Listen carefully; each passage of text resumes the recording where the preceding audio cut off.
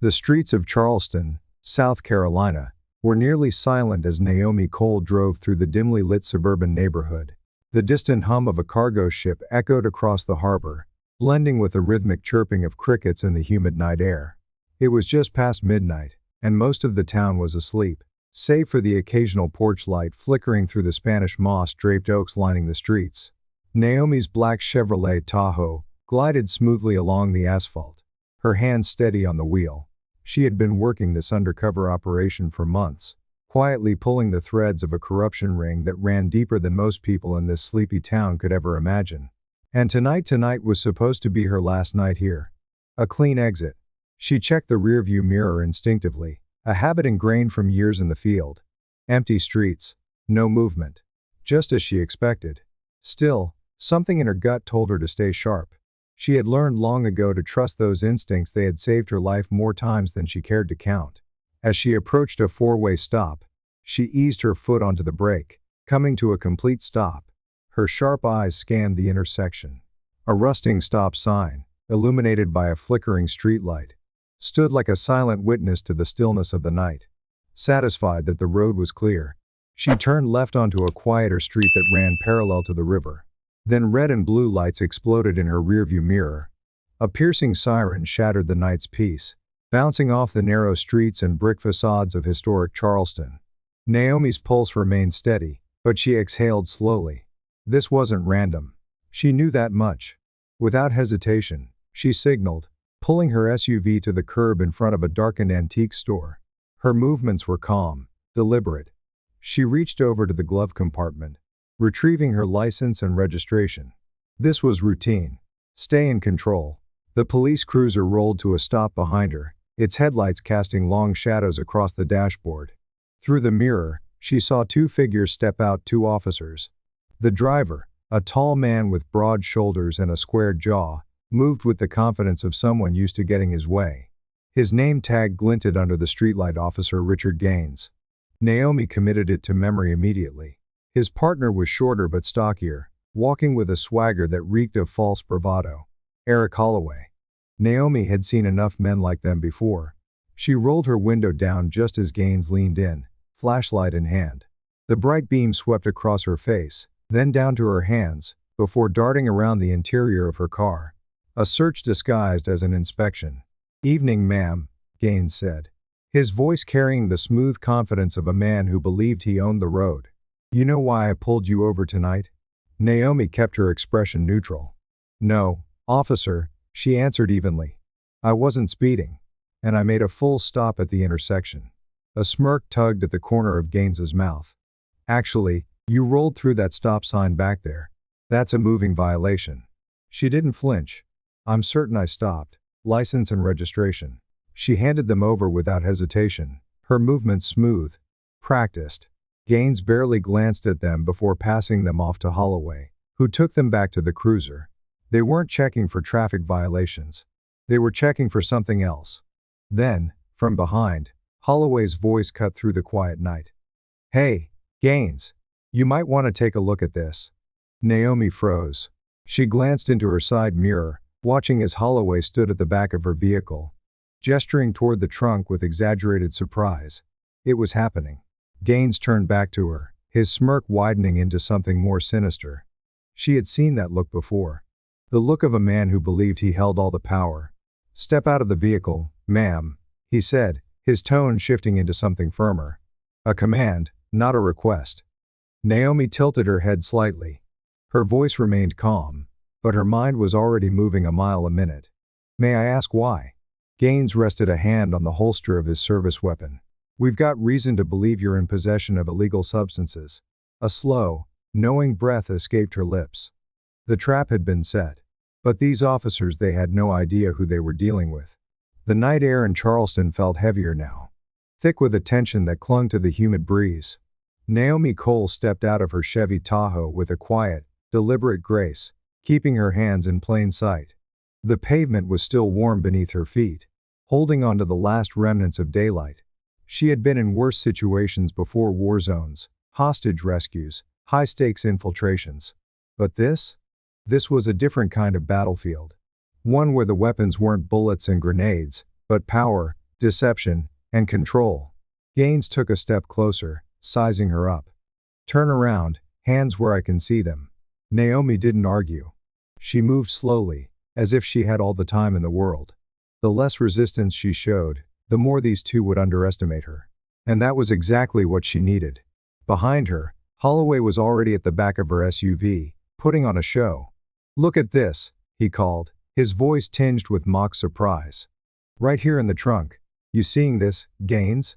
Naomi didn't turn. She didn't need to. She already knew what he was pointing at. Looks like we've got ourselves a nice little bag of powdery goodness, Holloway added, his tone dripping with fake amusement. Gaines let out a slow chuckle, shaking his head. Well, ma'am, you wouldn't happen to know anything about this, would you? Naomi turned her head just enough to meet his gaze. Her expression was unreadable. That's not mine, she said plainly. Gaines scoffed. Yeah, I figured you'd say that. He motioned toward the trunk, playing up his performance for any potential dash cams or body cameras if they were even recording. Naomi had no doubt this wasn't their first time doing this, but they had no idea who they were dealing with. Holloway approached from behind, pulling out his handcuffs with an unnecessary flourish. You're under arrest for possession with intent to distribute, Gaines declared, like a judge handing down a sentence. Naomi stayed completely still as Holloway yanked her arms behind her, snapping the cuffs on a little too tight. She barely flinched.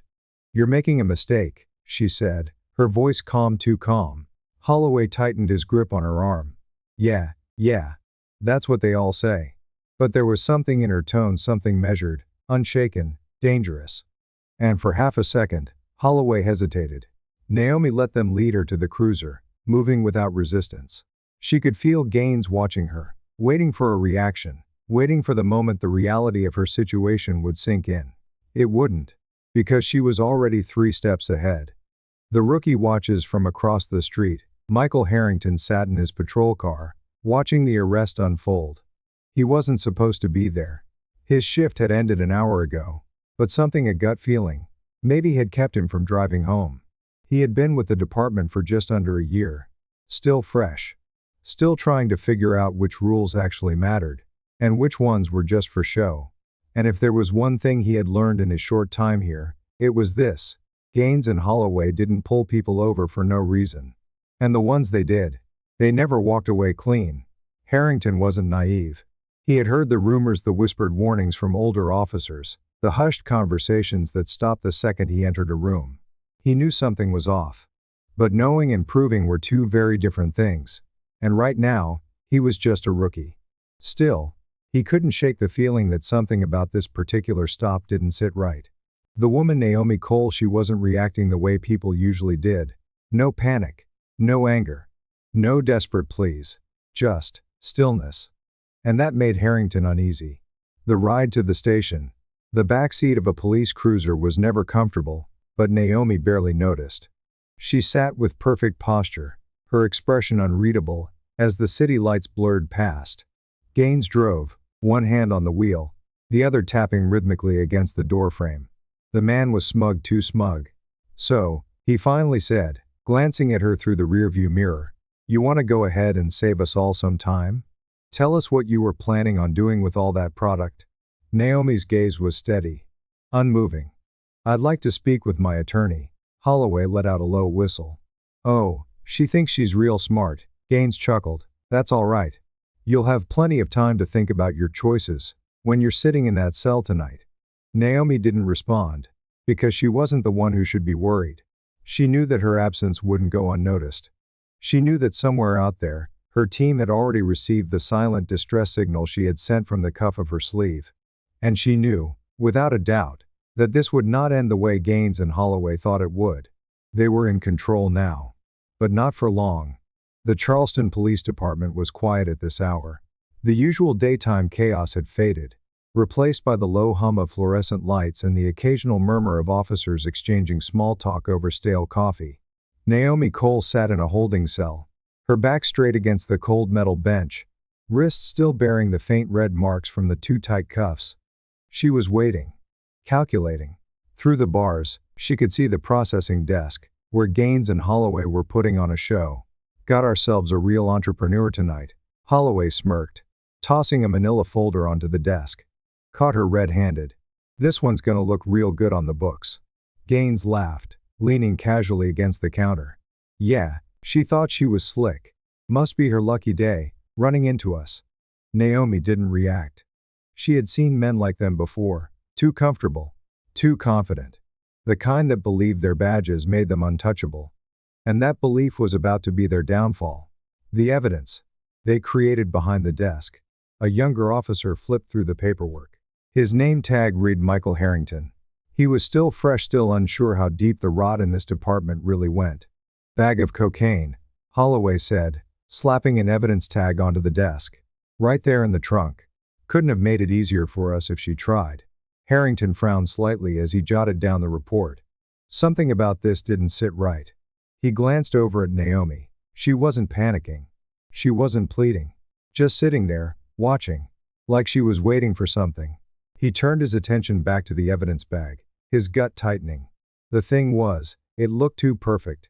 Most of the drug busts he had processed, the evidence was messy, inconsistent. Stuff stuffed in a glove box, hidden under a seat. But this? Sitting right at the edge of the trunk, like a gift-wrapped confession, it didn't add up. Still, Harrington knew better than to question it. Not out loud. Not here. The power play Gaines strolled over to Naomi's cell, his smirk widening as he leaned against the bars. Here's how this goes, he said, voice laced with mock sympathy. You can make this easy, or you can make this real difficult. Naomi met his gaze. Enlighten me. You play ball, maybe the DA cuts you a deal. Give us names, tell us who you're working for, and you might just walk away with a slap on the wrist. He was baiting her, trying to make her sweat. She almost laughed. He thought she was some low-level dealer. He had no idea he was trying to cut a deal with a CIA field operative. Naomi tilted her head, considering him. And if I say no? Gaines sighed dramatically. Well, then we let the system do what it does best. He tapped the bars with his knuckles. And trust me, sweetheart, it's not going to be kind to you. Naomi didn't blink. You seem very confident about that. Holloway let out a short laugh from the other side of the room. That's because he knows how this works. Gaines grinned. We're the ones who write the reports. We're the ones who testify. Who do you think the jury's gonna believe? Naomi filed that away. He had done this before. Many times. The rookie's doubt across the room. Harrington felt his stomach churn. He was supposed to be learning from guys like Gaines. They were the veterans, the ones with experience. But this didn't feel right. He glanced at Naomi again. Still calm. Still watching. And then, for the first time, she spoke to him directly. You're new here, she said. Aren't you? Harrington stiffened. Doesn't matter.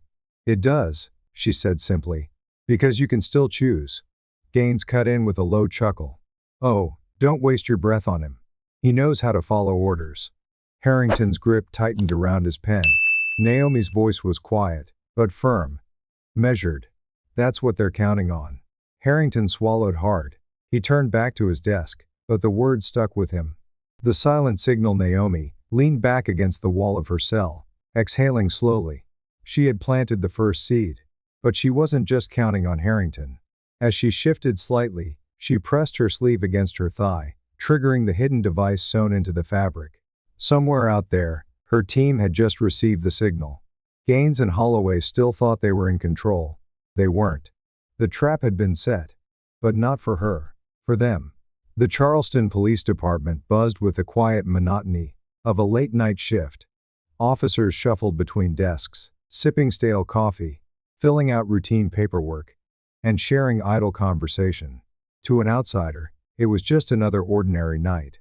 But for Naomi Cole, this night was anything but ordinary. From inside her holding cell, she watched. Listened. Calculated. Gaines and Holloway thought they had won. They thought she was just another name in the system. Another easy arrest, another statistic to pad their records. Another case that would slip through the cracks of a justice system built to protect men like them. They were wrong. Gaines and Holloway celebrate at the front desk. Gaines leaned back in his chair, stretching with the satisfaction of a man who believed the night had already been decided. Nice and easy, he muttered, shaking his head with a smirk. I almost feel bad for her. Holloway chuckled as he filled out the final details of Naomi's arrest report. Yeah, real shame. She could have just played along. Now she's gonna rot in that cell, waiting for a public defender who doesn't give a damn. They laughed, clinking styrofoam coffee cups like a couple of guys celebrating a job well done. Harrington, seated at a nearby desk, heard every word. He kept his head down, staring at his screen, but his stomach churned. There was something about the way Gaines and Holloway were acting too confident, too comfortable. Like they weren't just following procedure. Like they knew she'd never get a fair shot. And that's when it hit him. They had done this before. Naomi observes the system at work inside her cell. Naomi remained still. She had spent enough time in foreign prisons, enough time in interrogation rooms where the walls sweated with secrets, to recognize a well-oiled machine when she saw one. This police station wasn't full of bad cops. Not all of them anyway. Most of them were just cogs in the machine. Some, like Gaines and Holloway, had mastered the system. They manipulated it, controlled it. Others, like Harrington, simply existed within it. Too new, or too afraid to push back. That's why men like Gaines got away with it. Because no one stopped them. But she wasn't just anyone. She didn't need a system that worked against her. She had her own system. The first sign of trouble came in the form of a ringing phone. Gaines picked it up, expecting nothing more than another routine call. Instead, his smirk faded. Holloway noticed immediately. "What?" he asked, frowning. Gaines didn't answer right away. His jaw tightened. He muttered a clipped response into the phone before hanging up. His shoulders were just a little stiffer now. Holloway sat forward. "That's something we need to worry about?" "Nothing," Gaines muttered. "Just procedure." But Naomi saw it. The first crack in their confidence. Harrington's dilemma. Across the room, Harrington's fingers hovered over his keyboard. He had access to every arrest report from the last 6 months, and he had started noticing a pattern. Traffic stops. Drug busts. Cases where the evidence was just a little too clean. He glanced over at Gaines and Holloway, still laughing like they owned the place.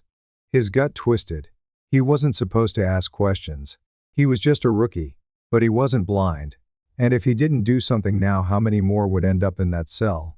He hesitated, then clicked open a secure email. To Federal Oversight Division subject. Possible misconduct in Charleston PD. His fingers trembled as he typed. He didn't sign his name. But he pressed send. And that was enough. The calm before the storm. Naomi shifted slightly on the bench, keeping her breathing steady. Outside her cell, the machine kept running. The officers laughed. The reports were filed. The clock ticked forward, pushing the night toward a reality Gaines and Holloway hadn't even begun to fear. But Naomi knew. The trap wasn't for her. It was for them. And it had already been sprung. The Charleston Police Department was never truly silent. Even in the late hours, the distant hum of police radios, the occasional ringing of a phone, and the quiet shuffle of officers moving through the station filled the air. It was routine. Predictable. But for Officer Michael Harrington, this night was different. He sat at his desk, staring at his computer screen, but he wasn't seeing the words in front of him. His thoughts kept circling back to Naomi Cole, still sitting motionless in her holding cell. Her presence unsettling in a way he couldn't explain. She wasn't angry. She wasn't pleading. She wasn't afraid, and that bothered him. Because she should have been. A pattern no one wanted to see. Harrington glanced toward Gaines and Holloway, still chatting near the coffee machine like this was just another night. They weren't worried. They weren't concerned about procedure. Because they already knew how this was going to end. His eyes flicked back to his computer screen, where he had Naomi's arrest report pulled up. It was too clean. He hesitated, then opened the department's case archive. He started looking. Really looking. And that's when it hit him. It was the same pattern. Different names. Different nights. But always the same story. A late-night traffic stop. A bag of drugs that just happened to be in the trunk. A defendant with no criminal record suddenly facing felony charges. Over and over again, Harrington's pulse picked up. He scrolled through months of records, his stomach twisting with every identical arrest. It wasn't just coincidence. It was a system. The rookie's crossroads. He glanced toward Naomi's cell again. She was still watching, not at him, not at anyone, just watching. as if she knew exactly what was happening. Harrington's fingers hovered over his keyboard. He shouldn't be doing this. If Gaines and Holloway caught him snooping, it would be the end of his career. Or worse. He swallowed hard, then minimized the screen. His hands were sweating. "Hey, kid." Gaines's voice cut through the air. "You're on evidence processing tonight, yeah?" Harrington turned, forcing his face to stay neutral. "Yeah." Gaines grinned, slapping a folder onto his desk. "Good. Get this one squared away. Gotta make sure the paperwork's airtight." Harrington hesitated just a second too long. Gaines's grin faltered. "Problem?" Harrington forced himself to shake his head. "No, sir." But when he reached for the folder, his hands weren't as steady as they should have been. A crack in the foundation. Harrington sat back down, heart pounding. He couldn't ignore it anymore. If he filed this report, if he just went along like he always had, he was part of it. And maybe that was the point. Maybe that was why they had given it to him. To see if he'd fall in line. To see if he'd keep his head down. He exhaled slowly. No. Not this time. His fingers moved to the keyboard again. 2. Federal Oversight Division subject. Urgent. Suspected corruption at Charleston PD. He hesitated for only a second. Then he hit send. Naomi's knowing smile across the room. In the dim light of her cell, Naomi Cole shifted slightly. And for the first time all night, she smiled. Not big, not smug, just a small, quiet smile. Because she had seen that hesitation in Harrington's hands. And she knew what it meant. The first domino had just fallen. And the rest would come crashing down soon enough. The Charleston Police Department was still operating as if it were just another night. Phones rang. Officers processed paperwork. Conversations drifted across the room. But they had no idea what was coming. Inside her holding cell, Naomi Cole remained motionless, her expression unreadable. But beneath her calm exterior, she knew the walls were already beginning to crack. The message had been sent. Her team had received it. And now, it was only a matter of time. The first disruption at the front desk. The night shift sergeant sipped his coffee, flipping through paperwork when the station doors swung open. A group of 4 men in dark suits stepped inside, their movements sharp and deliberate. Federal agents. The sergeant straightened, the casual ease in his posture vanishing. Something was wrong. One of the men, Agent Robert Langley, strode forward, flashing his badge. "Agent Langley, FBI. We need access to your arrest records and holding cells. Immediately." The sergeant blinked, caught off guard. I on what grounds?" Langley's expression remained stone cold. "Federal investigation into officer misconduct. We suggest you cooperate." The first sign of panic across the room. Gaines and Holloway's laughter died mid-conversation. They turned toward the front desk, watching as the FBI agents fanned out, moving with an authority that didn't need to be explained. "Shah," Holloway muttered, his grip tightening around his coffee cup. "What the hell is this?" Gaines remained frozen for half a second before his instincts kicked in. "Stay cool," he said through clenched teeth. "We don't know what they're here for." But his jaw was tight. His fingers twitched against his belt. He did know. They both did. Michael Harrington watches it unfold. At his desk, Michael Harrington's pulse pounded. He had sent the email less than an hour ago. And now the FBI was already here? He swallowed hard, his stomach twisting with both fear and relief. This was real. This was happening. But now, he had to decide, was he going to keep his head down? Or was he going to step up? Naomi meets the FBI. From inside her cell, Naomi lifted her gaze as 2 agents approached. One of them, Langley, studied her for a moment before unlocking the door. "Miss Cole," he said, his voice carefully measured. "You're free to go." She didn't move immediately. Instead, she looked toward the processing desk, where Gaines and Holloway stood frozen. For the first time that night, their confidence was gone. And Naomi? She smiled. Not a smug smile. Not a triumphant one. Just a knowing one. Because she had won. The FBI turns the tables. As Naomi stepped out of her cell, Langley turned toward the rest of the room. "Officers Richard Gaines and Eric Holloway," he called out, his voice cutting through the station like a blade. Gaines stiffened. Holloway's face drained of color. "We need to speak with you." For the first time that night, the hunters had become the hunted. The walls start to close in. As Gaines and Holloway were led toward an interrogation room, the station buzzed with whispers. Harrington watched, his hands clenched into fists. Because now everyone knew.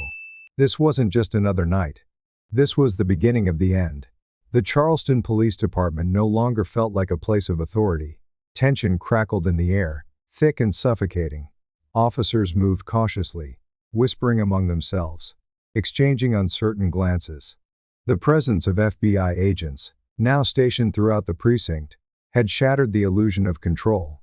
And at the center of it all, Richard Gaines and Eric Holloway sat in an interrogation room, their backs straight, their hands folded, trying desperately to mask the panic creeping into their expressions. On the other side of the table, Agent Robert Langley dropped a thick folder onto the metal surface. The sound echoed in the cramped room. "Let's talk," he said, his voice calm but lethal. Gaines scoffed, leaning back in his chair with an air of false confidence. "I don't know what kind of circus this is, but we have nothing to say." "You're wasting your time." Langley didn't blink. He flipped open the folder, revealing a neatly organized stack of arrest records. 16 cases. He slid the first report forward. 16 nearly identical arrests. He tapped a highlighted section, each one involving an alleged routine traffic stop that led to a felony drug charge. Holloway shifted uncomfortably in his seat. Gaines clenched his jaw but said nothing. Langley pulled out a small USB drive and set it beside the papers. "And here," he continued, "we have audio recordings." His eyes flicked up, watching them closely. Courtesy of Miss Naomi Cole's hidden surveillance device. Gaines stiffened. "We've got it all," Langley said, his tone almost casual. "Your little conversation about how easy it was to plant evidence. How you've done it so many times that it's practically routine." Holloway's face turned ashen. His legs started bouncing under the table. Langley leaned forward, his voice lowering just enough to twist the knife. "See, here's the thing, gentlemen," he said, clasping his hands together. "The department might have let you get away with it.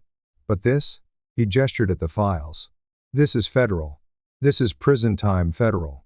Gaines's fingers curled into a fist. His bravado was cracking. The moment of collapse outside the interrogation room, Naomi stood near the front desk, watching the scene unfold through the two-way mirror. She had seen this moment before, the moment when men like Gaines and Holloway realized they weren't the ones holding the power anymore. Michael Harrington stood beside her, arms crossed. He hadn't spoken much since the FBI had arrived, but Naomi had noticed the change in him. The weight had lifted. He had made a choice.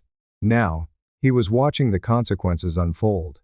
Inside the interrogation room, Langley leaned back in his chair, flipping through the last few pages of the file. "Here's what's going to happen," he said. "You're going to start talking. You're going to tell us exactly how many people you've set up, how many innocent lives you've destroyed." He glanced at his watch. "And if you do that, maybe we let you cut a deal." Gaines's lips pressed into a thin, bloodless line. Holloway, though, cracked first. He slumped forward, his head dropping into his hands. His voice was barely above a whisper. "We're screwed." Gaines turned to him sharply. "Shut up." But Holloway wasn't listening anymore. He was breathing hard, his hands trembling. The realization had finally hit: there was no way out. I can't do time," he muttered. "Not for this." Langley folded his arms. "Then start talking." Holloway broke. "And Gaines?" He knew then. It was over. Justice is served. An hour later, the FBI formally took Gaines and Holloway into custody. As they were led through the station, handcuffed, heads down, stripped of their badges, the other officers stared, some in shock, some in quiet approval. And Michael Harrington?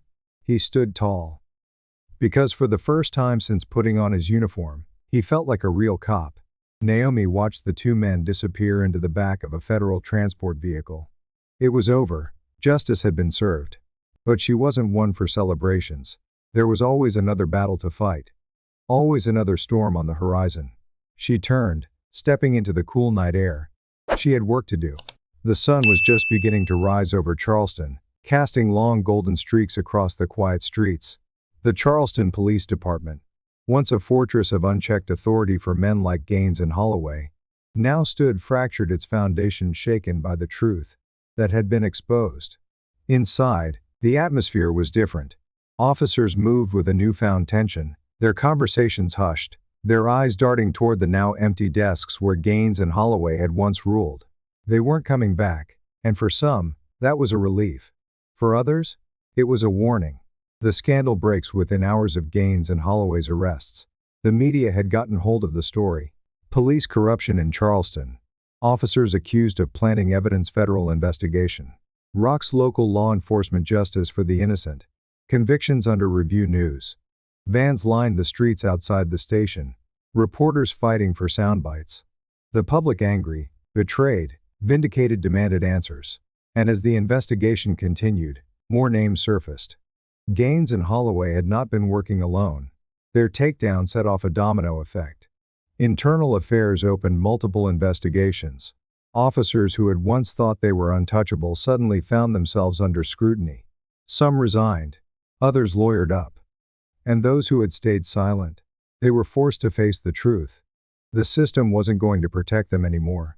Michael Harrington's crossroads. Michael Harrington stood in the break room, staring at his reflection in the streaked mirror above the sink. He had joined the force to do the right thing. To serve. To protect. But until that night, he had never truly understood what that meant. He had let things slide. Had ignored his instincts. Had looked the other way because it was easier. Never again. The door swung open behind him. Chief Dawson, a man who had spent years pretending not to see what was right in front of him, stood in the doorway. "You did the right thing, son," the chief said. Harrington met his gaze in the mirror. "Did I?" Dawson sighed. "It's not always easy." "It should be," Harrington said, turning to face him. "It should be the easiest damn thing in the world." The chief said nothing. Because he knew Harrington was right. And because change was coming whether they were ready for it or not. Naomi Cole moves on. A week later, Naomi Cole sat at an outdoor cafe, her coffee steaming as she flipped through the morning paper. Gaines and Holloway had both taken plea deals. They had turned over names. More arrests were coming. And the city? It would never be the same. She took a sip of coffee, feeling the weight of the case finally lift. But there was always another storm brewing. Her phone buzzed. She glanced at the name on the screen. Agent Langley. Naomi smirked. The next mission was calling. She finished her coffee, tossed a few bills onto the table, and walked off into the city. Because justice never rested. And neither did she. Justice isn't just about laws and courtrooms. It's about people willing to stand up when it matters most. The story of Naomi Cole, Michael Harrington, and the downfall of Gaines and Holloway reminds us that corruption thrives when good people stay silent. But when someone chooses to act, the truth has a way of breaking through. For many, especially those who have lived through decades of change, this story carries a familiar lesson. Integrity is a choice, and courage is contagious. Michael Harrington was just one officer, one voice, but his decision to expose the truth set off a chain reaction that changed an entire system. It's a reminder that small actions matter. Whether it's standing up for someone in need, questioning what doesn't seem right, or refusing to go along with wrongdoing. Change starts with individual choices. For those who have spent a lifetime witnessing history unfold, this lesson remains timeless. Doing the right thing is rarely easy, but it is always necessary. And sometimes, all it takes is one person to light the spark that sets things right. The story of Naomi Cole, Michael Harrington, and the fall of Gaines and Holloway is a powerful reminder that justice prevails when people refuse to stay silent. Integrity, courage, and the truth will always outlast corruption. If this story resonated with you, leave a like and subscribe to join us in sharing more powerful stories about justice, redemption, and the fight for what's right.